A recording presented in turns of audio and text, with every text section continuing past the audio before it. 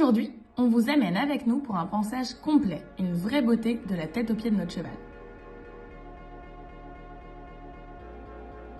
Je commence par l'écrit en caoutchouc que je passe en faisant de grands cercles sur les parties les plus rondes de mon cheval, là où il n'y a pas d'os. L'encolure, le ventre, la croupe. Pour les moins chatouilleux, les flancs ou le dessous du ventre, c'est possible aussi. Ensuite, comme je sais que mon cheval adore les gratouilles, je vais enfiler mon gant à picot et je vais venir le masser sur tout le corps. Si mon cheval apprécie, je peux même le faire sur la tête.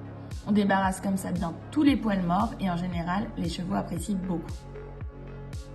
Une fois que j'ai bien fait ressortir toute la poussière, je vais venir avec un gros bouchon brosser dans le sens du poil sur tout le corps de mon cheval. On aime bien les gros bouchons avec des grands poils, souples pour rester doux sur la peau du cheval, mais qui vont permettre de bien enlever toute la terre et les poils sur l'ensemble du corps. Après, avec une petite brosse douce, je viens faire délicatement la tête de mon cheval et les parties de son corps où il est le plus sensible. Ensuite, je passe à la crinière.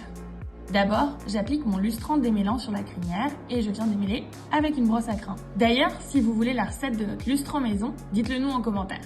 Même procédé avec la queue, j'applique d'abord le démêlant et je viens démêler en douceur.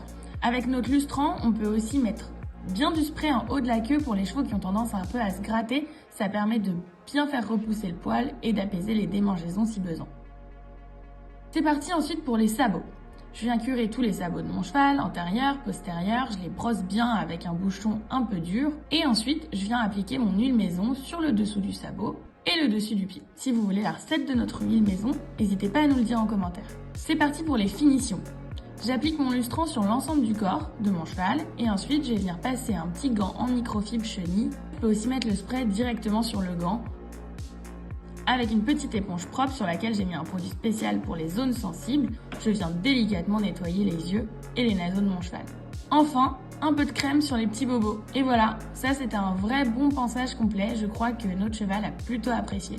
Et maintenant, ça brille mille feux, prêt à aller se rouler dans le pré.